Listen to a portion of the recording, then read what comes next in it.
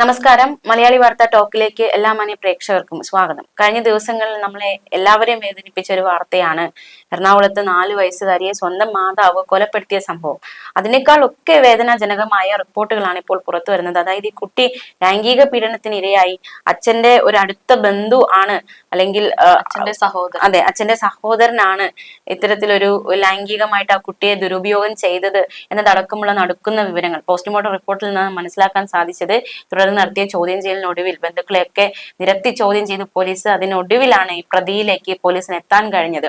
ശരിക്കും വേദനാജനകം എന്നതിലുപരി അല്ലെ, ഇത്തരത്തിലുള്ള സംഭവങ്ങൾ, അതായത് കുട്ടികൾ തന്നെ വീടുകളിൽ ഉറ്റവരാലും അല്ലെങ്കിൽ അയൽക്കാരാലും ഒക്കെ ഒന്നും അറിയാത്ത പിള്ളേർ പീഡിപ്പിക്കപ്പെടുന്നു. വീട്ടിൽ പോലും കുട്ടികൾ എന്നല്ല, വീട്ടിൽ പോലും ആരും സുരക്ഷിതരല്ല എന്ന് ഒന്നുകൂടെ ആവർത്തിച്ച് പറയുന്ന ഒരു സംഭവമായിട്ട് മാറുകയാണ് ഇത്. അതിനേക്കാൾ ഉപരി ഈ ഒരു സംഭവം തുടങ്ങുമ്പോൾ തന്നെ ഈ അമ്മ പറഞ്ഞ ചില മൊഴികളും അതൊക്കെ കൂട്ടി വായിക്കുമ്പോൾ എന്തിനമ്മ അത്തരത്തിലൊരു കള്ളം പറഞ്ഞു എന്നുള്ളൊരു ചോദ്യമുണ്ട്. അതായത് ഈ കുഞ്ഞിനെ അമ്മ കൊലപ്പെടുത്തിയതാണ് എന്ന് അമ്മ സമ്മതിച്ചപ്പോൾ തന്നെ പോലീസിനോട് പറഞ്ഞിരുന്നത് വീട്ടുകാര് ഒരുപാട് ഈ കുഞ്ഞിനെ സ്നേഹിച്ചിരുന്നു, അതുകൊണ്ട് അവരെ വേദനിപ്പിക്കാൻ വേണ്ടിയാണ് താൻ തന്റെ സ്വന്തം കുഞ്ഞിനെ കൊലപ്പെടുത്തിയത് എന്ന തരത്തിലുള്ള ഒരു റിപ്പോർട്ടാണ് ആദ്യം ആ അമ്മ മൊഴിയാണ് ആദ്യം കൊടുത്തത്. അതായത് തന്റെ ഭർത്താവിന്റെ വീട്ടിൽ എല്ലാവരും ആൺമക്കളാണ്. അപ്പോൾ കുഞ്ഞിനോട് ഭർത്താവിന്റെ അമ്മയ്ക്കും മറ്റുള്ളവർക്കും ഭയങ്കര സ്നേഹമായിരുന്നു, അവർ ഒരുപാട് ലാളിക്കുമായിരുന്നു, എനിക്കതൊന്നും ഇഷ്ടമല്ലായിരുന്നു. അത് മാത്രമല്ല, ഈ 1 ലക്ഷം രൂപയുടെ ഒരു സംഭവം കൂടിയുണ്ട്. അതായത് 1 ലക്ഷം രൂപ കുട്ടിയുടെ മാതാവ് മാതാവിന്റെ വീട്ടിൽ നിന്ന് വാങ്ങിക്കുന്നു. അപ്പൊ ഇത് എന്തിനാണ് വാങ്ങിയത്, അല്ലെങ്കിൽ ഈ പൈസ എന്തിനു ഉപയോഗിച്ചു എന്നൊരു ചോദ്യം വന്നപ്പോ, അല്ലെങ്കിൽ ഈ അതായത് പ്രതിയുടെ ഭർത്താവ് ചോദ്യം ചെയ്തപ്പോൾ അതും ഒരു വൈരാഗ്യമായിട്ട്, ഭർത്താവിനോട് ഒരു വൈരാഗ്യമായിട്ട് മാറി. അങ്ങനെ ഈ വൈരാഗ്യങ്ങൾ കൊണ്ടാണ് താൻ കുട്ടിയെ കൊലപ്പെടുത്തിയതെന്നായിരുന്നു പ്രതിയുടെ ഒരു മൊഴി. പക്ഷെ അങ്ങനെ ഒക്കെ മൊഴി നൽകുമ്പോഴും ഇപ്പോ വന്ന റിപ്പോർട്ട് പ്രകാരം ഒരു റേപ്പ് കേസ് അവിടെ ഉണ്ട് എന്ന് പറയുമ്പോൾ ഒരു തരത്തില് ഈ അമ്മ മകളെ സംരക്ഷിക്കുന്നതിനേക്കാൾ ഉപരി മറ്റാരെയൊക്കെയോ സംരക്ഷിക്കുന്ന ഒരു രീതിയിൽ തോന്നിപ്പോകുന്നുണ്ട്. അത് മാത്രമല്ല, കഴിഞ്ഞ ദിവസം പോസ്റ്റ്മോർട്ടത്തിൽ മാത്രമാണ് ഇങ്ങനൊരു സംഭവം നടന്നിട്ടുണ്ട് എന്ന് കണ്ടെത്തിയത്. അതിനു മുമ്പ് ഈ അമ്മയെ പലതവണ പോലീസ് ചോദ്യം ചെയ്തതാണ്. ഒരു കുറ്റബോധത്തിന്റെ പേരിൽ പോലും ആ അമ്മ ഇത്തരത്തിലൊരു കാര്യം പോലീസിനോട് പറഞ്ഞിരുന്നില്ല എന്നുള്ളതാണ് വലിയ സംശയങ്ങൾക്ക് ഇടയാക്കുന്നത്.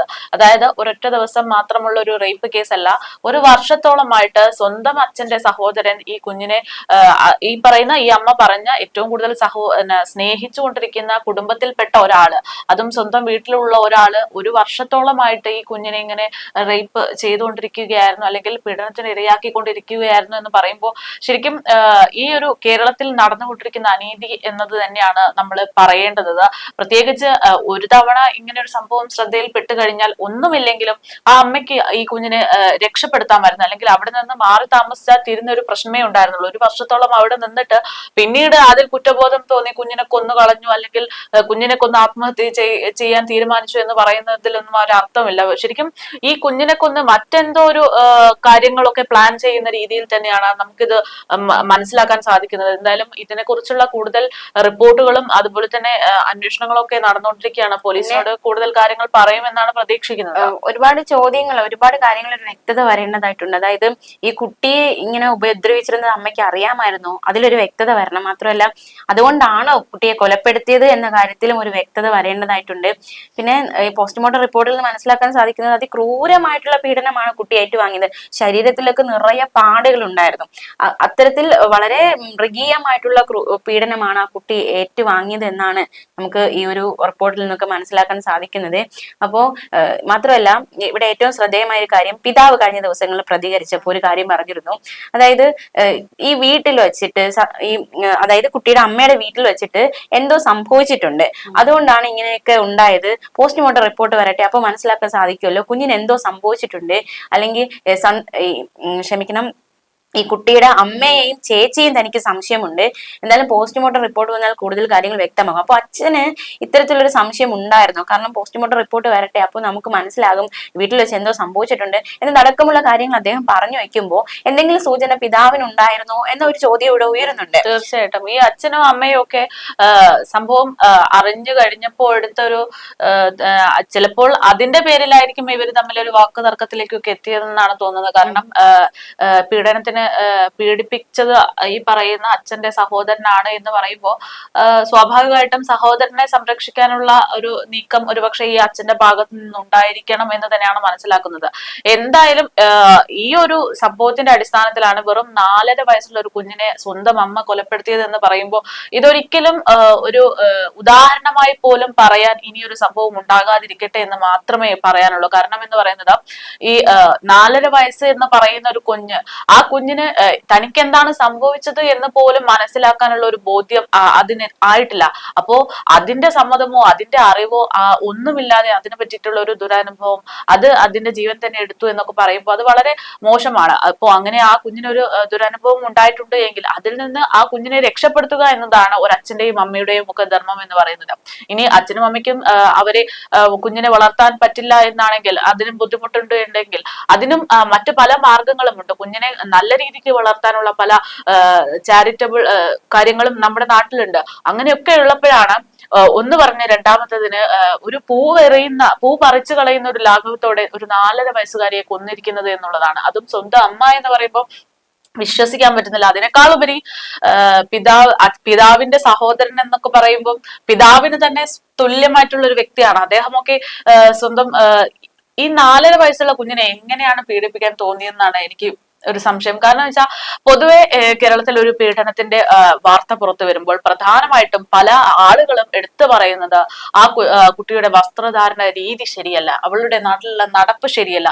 ഈ 4.5 വയസ്സുള്ള കുഞ്ഞ് ഏത് രീതിയിലുള്ള മോശമായിട്ടുള്ള വസ്ത്രധാരണയാണ് നടത്തിയത്, സ്വന്തം വീട്ടിൽ അത് ഏത് രീതിയിലായിരുന്നു നടക്കേണ്ടത്, അങ്ങനെയുള്ള ഒരുപാട് ചോദ്യങ്ങളുണ്ട്. അതായത് കേരളത്തിൽ പീഡനം നടക്കുന്നത് ഈ പറയുന്നത് പോലുള്ള കാര്യങ്ങൾ കൊണ്ടൊന്നുമല്ല, ലൈംഗിക വൈകൃതം കൊണ്ട് മാത്രമാണ് എന്നത് ഒന്നുകൂടെ തെളിയിക്കുന്ന ഒരു സംഭവമായിട്ട് മാറിയിരിക്കുകയാണ് ഇത്. എന്റെ ഒരു അഭിപ്രായത്തിൽ ഇത്തരത്തിൽ മാത്രം ഒരു മൂത്തു നിൽക്കുകയാണെങ്കിൽ അവർക്ക് അത് തീർക്കാനുള്ള ഒരുപാട് വഴികളുണ്ട്, അതിന് വില്ലിംഗ് ആയിട്ടുള്ള ഒരുപാട് ആളുകളുണ്ട്. അവരേക്ക് പോകുക എന്നുള്ളതാണ്. അല്ലാതെ സ്വന്തം വീട്ടിലുള്ള അല്ലെങ്കിൽ ജീവിക്കാൻ ഒരുപാട് കാലം മുന്നോട്ടുള്ള ആളുകളുടെ ജീവിതം നശിപ്പിച്ചുകൊണ്ട് സ്വന്തം കാര്യങ്ങൾക്ക് വേണ്ടി ഇത്തരത്തിലുള്ള കാര്യങ്ങൾ ഒന്നും ഇത്തരത്തിലുള്ള ക്രൂരത ചെയ്യാതിരിക്കുക എന്നുള്ളതാണ്. കാരണം ഇന്നിപ്പോ ഈ ഒരു സംഭവം റിപ്പോർട്ട് ചെയ്തു, ഈ പറയുന്ന സഹോദരനെ പോലീസ് കസ്റ്റഡിയിൽ എടുക്കുന്നു, അറസ്റ്റ് ചെയ്യുന്നു. നാളെ വിധി വരുമ്പോൾ ഒരു പക്ഷേ ഇയാൾ ജയിലിലാകും. എന്നാൽ പോലും ഒരു 4, 5, 10 വർഷം കഴിഞ്ഞാൽ അയാൾ വീണ്ടും ഈ നാട്ടിലിറങ്ങി സാധാരണ ഒരു മനുഷ്യനെ പോലെ നടക്കും എന്നുള്ളതാണ്. അപ്പോഴും ഇല്ലാതായത് ആ കുഞ്ഞിന്റെ ജീവനാണ്. ഈ പറയുന്ന നമ്മളും പെൺകുട്ടികളാണ്. നമുക്കിതൊക്കെ പറയുമ്പോ തന്നെ നാണക്കേട് തോന്നുകയാണ്. ഇങ്ങനെ ഒരു സമൂഹത്തിലാണ് ജീവിച്ചു കൊണ്ടിരിക്കുന്നത് എന്നുള്ളത് വളരെ മോശമായിട്ടുള്ള രീതിയിലാണ്. ഇത്രമാത്രം നമ്മൾ ഇതിനെക്കുറിച്ച് സംസാരിച്ചാലും ഡിസ്കസ് ചെയ്താലും അവയർനെസ് കൊടുത്താലും മാറാത്തൊരു സൊസൈറ്റി അത് ഉണ്ട് എന്നുള്ളതാണ്. കേരളത്തിൽ ഇത്രമാത്രം ലൈംഗിക വൈകൃതം ഉള്ള ആളുകൾ ഉണ്ട് എന്നത് തന്നെയാണ് ഇതൊക്കെ തെളിയിക്കുന്നത്. ഇത് കൂടുതൽ സർക്കാർ കൂടെ ഈ കാര്യത്തിൽ ഒരു നടപടികൾ കൈക്കൊള്ളേണ്ടതുണ്ട്. കൂടുതൽ മാതാപിതാക്കളെ ബോധവൽക്കരിക്കേണ്ടത് ഉണ്ട് എന്നുള്ളതാണ്. മാത്രമല്ല ഈ കൊലപാതകം നടക്കുന്നതിന് തലേ ദിവസവും ഈ കുട്ടി ഇത്തരത്തിൽ ലൈംഗികമായി പീഡിപ്പിക്കപ്പെട്ടു എന്ന വിവരവും പുറത്തു വരുന്നുണ്ട്. പിന്നെ ഈ കുട്ടിയുടെ മാതാവിനും പിതാവിനും ഇടയിൽ ഒരുപാട് പ്രശ്നങ്ങളുണ്ട്. മെമ്പറൊക്കെ ഇടപെടുന്ന രീതിയിലുള്ള കുടുംബ പ്രശ്നങ്ങളാണ് ഇവരുടെ ജീവിതത്തിൽ ഉണ്ടായിരുന്നത്. അപ്പൊ ഇതിനിടയിൽ ഒരു മുതലെടുപ്പാണോ ഇയാൾ നടത്തിയത് എന്നതടക്കമുള്ള ഒരു ചോദ്യങ്ങളൊക്കെ ശക്തമാവുന്നുണ്ട്.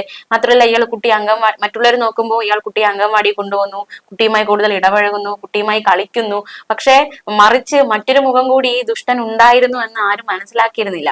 അപ്പോ വൈകിപ്പോയി അതെല്ലാം മനസ്സിലാക്കാൻ വേണ്ടിയിട്ട്. അപ്പോ കുട്ടിയുടെ മാതാപിതാക്കൾ തന്നെ ഒരു കുഞ്ഞിനെ സംബന്ധിച്ച് അവരുടെ ഏറ്റവും വലിയ പ്രൊട്ടക്ഷൻ അല്ലെങ്കിൽ അവരുടെ ഏറ്റവും വലിയ സംരക്ഷണം അതിലെന്ന് പറയുന്നത് അവരുടെ മാതാപിതാക്കൾ തന്നെയാണ്. അപ്പോൾ മാതാപിതാക്കൾക്കും ഈ കാര്യത്തിൽ വീഴ്ച പറ്റി.